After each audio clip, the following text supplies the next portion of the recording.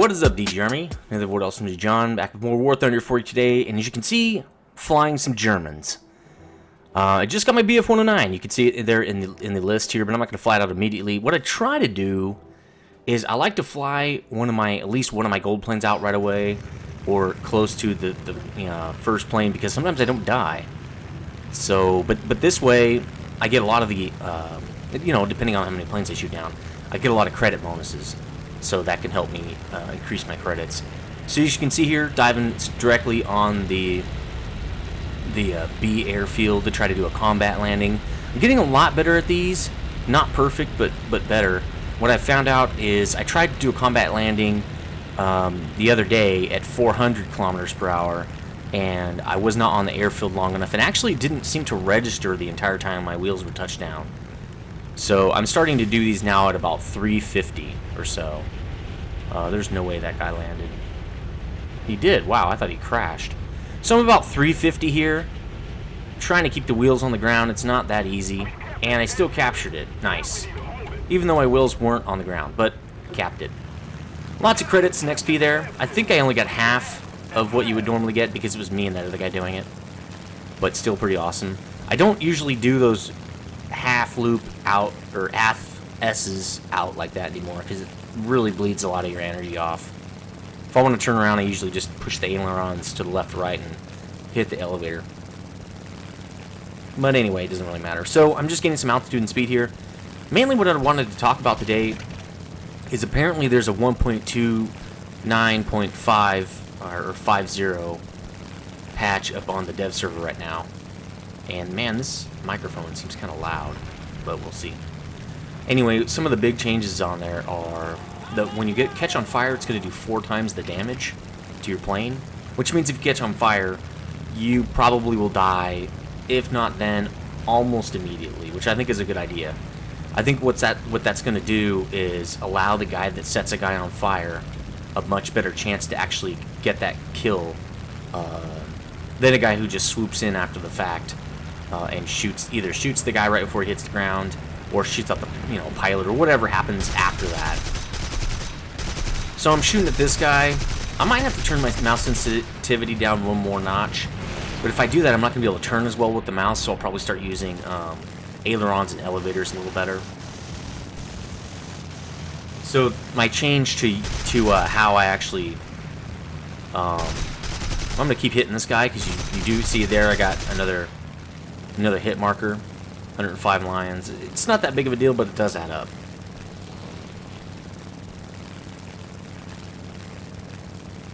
Anyway, so I definitely started changing how I turn out in the next few battles after this. This is actually a game I had before I flew out with Krebs. But what I'm noticing is, what I need to get better at, I think, is turning with the ailerons and with the elevator. If I can master that, I can fly my plane a lot more efficiently, and also I can use the mouse more for just staying on target rather than turning.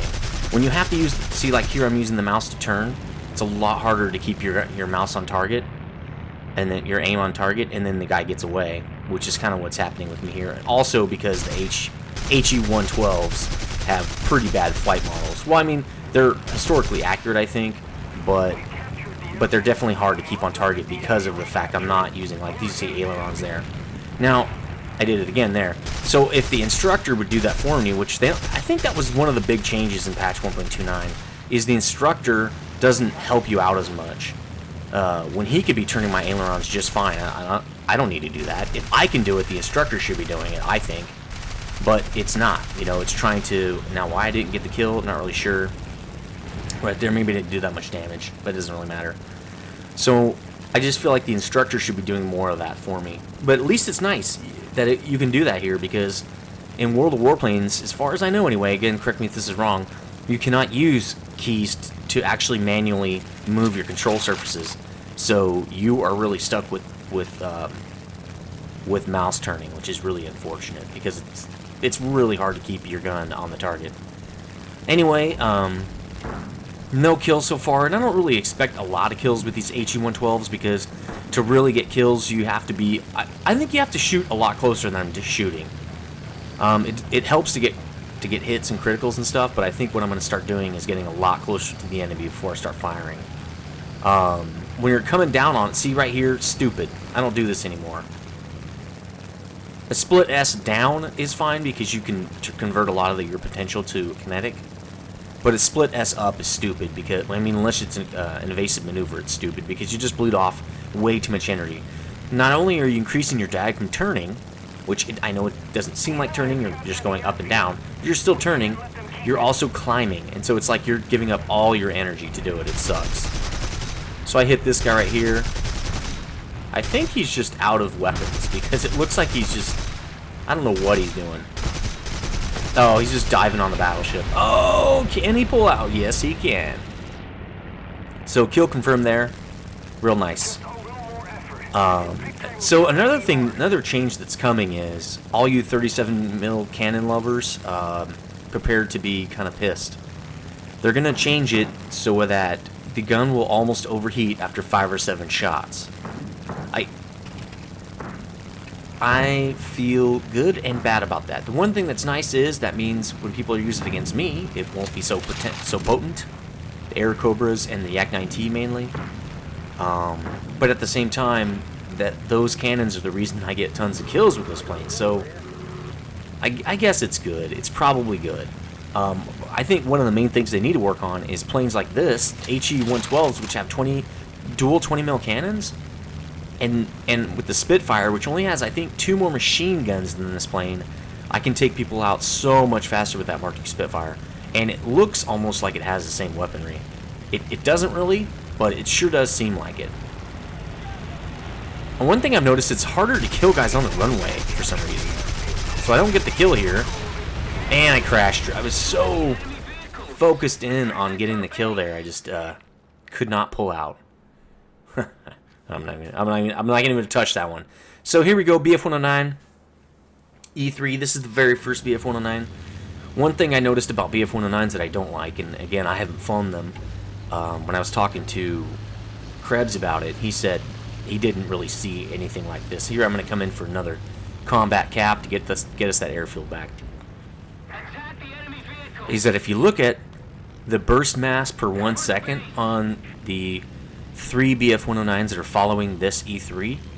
This E3 has, like, I think it's 2.9 or something like that, and the 3 following BF-109s past this plane looks like the same guns, but they only have a 2.19 burst mass per second. Burst mass per second is how much lead you're putting out when you fire the guns over a 1 second period, and more lead means more potential damage to the enemy plane. What Krebs was saying was he doesn't think those are accurate anymore. You know how a lot of the stats are not accurate. So I'm coming in at 300. I think this is probably a better speed to come in at, if you can. There, yeah, I got 2400 that time because I solo capped. So it splits the cap up between whoever's on the field at the time of cap. But anyway, he said he doesn't feel like they're shooting out less lead. They feel stronger to him. I don't know. That could be because he got better at those planes. I'm not really sure. I'm gonna have to wait to find out and see what I think about it. So yeah, that's the second change I kind of wanted to talk about was the change to the 37mm guns. They also changed a lot of the ammo capacities. One of the ammo capacities that they changed for the BF-109, the G series, which has the like 11.9 burst mass per second output, kilograms per second, which is I think one of the highest in the game, if not the highest. They changed the amount of rounds that the 30 mils carry from like 45, I think it is, to like 30 or less. I'm not even sure. I think it's 30. I'll try to link the thread that I read on the forums about that. Another thing they changed, which I'm not really that happy about. I mean, in some of the planes I think I probably am, but I don't understand why they did this. So, and this is kind of a controversial thing that we're not really sure about. People that are on the forums weren't real sure. Is that they changed the metal that's used, or the metal that's used in game for a lot of planes. I think one of them was like the Mustang, and a couple other planes I don't really know too much about. But then I read all the Yaks are getting a metal change to their engines. Somebody said that they went to the Russian forums and it says the metal will be stronger. it already is a pain in the ass to take down a yak. I don't. They're gonna buff it.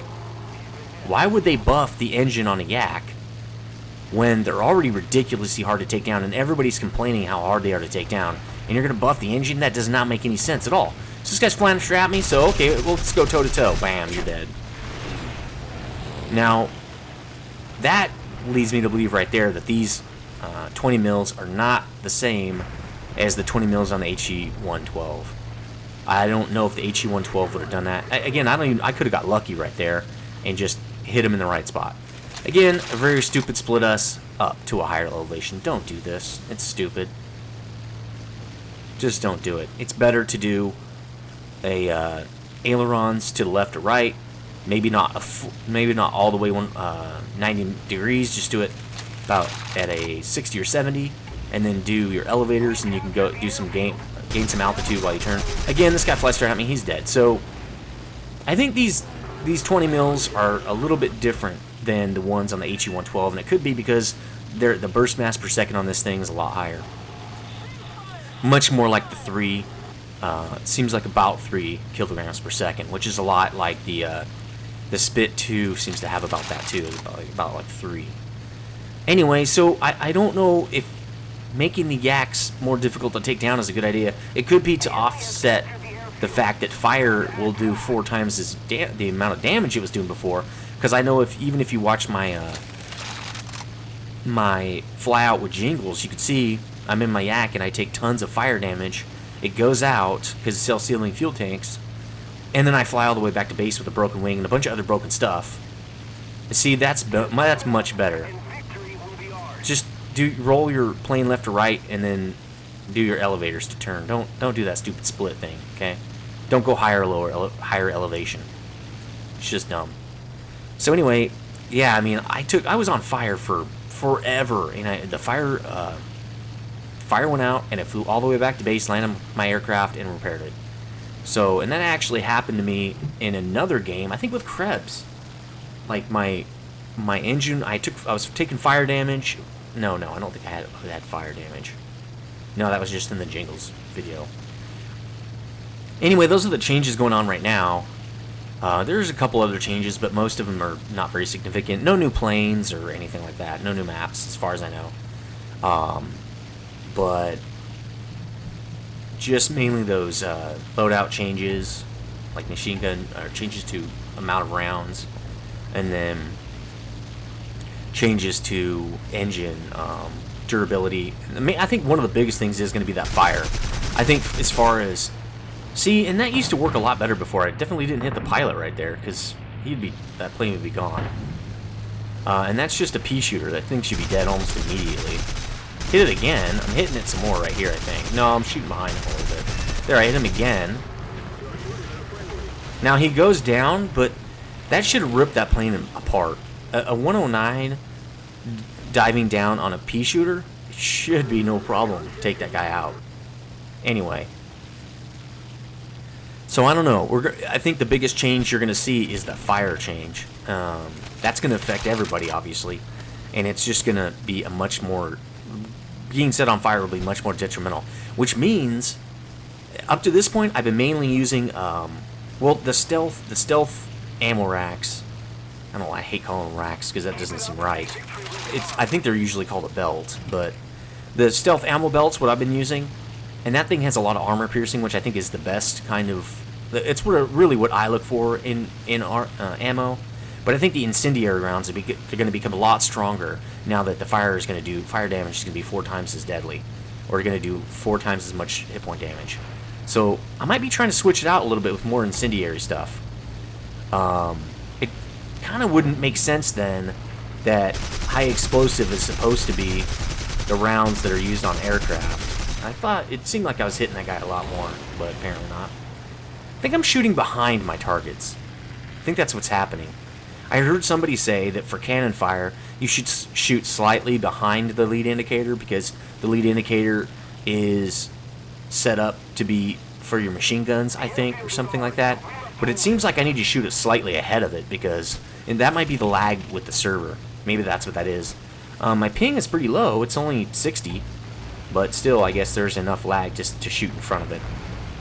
So, see, I'm hitting him, though. See, now that fire would kill him, probably, right? I mean, he should be dead right about there, I would think. That's basically being on... Now, his fire goes out, so I think that fire damage is going to do a lot more damage. That probably would have been a kill right there. But as you can see, his fire... For some reason, the self-seals on the Soviet planes seem to be a lot quicker, too. So he's easily still flying with that jacked up plane. Critical hit? What did I hit? Damage to right wing? Okay. Anyway, and the match is over before I could kill him. So I get on hand. Pretty nice. It's a nice 2,000 XP bonus, but I really wish it gave me a Lions bonus because who cares about credits? 1 death, 4 kills. Not the greatest game, but not a bad game. I really showed it to you because I got those 2 combat caps. It really helped me out a lot. As you can see, 2,400 for base captures. When you have premium, it really ups it because you get another 50%. So also with on hand, 24,000 credits, really nice. Still not going to really help a lot for the future because I think rank 8 is going to be where it's going to be even with premium a little bit harder to get the next plane when they become unlocked. Anyway, let me know what you think. Later, dudes.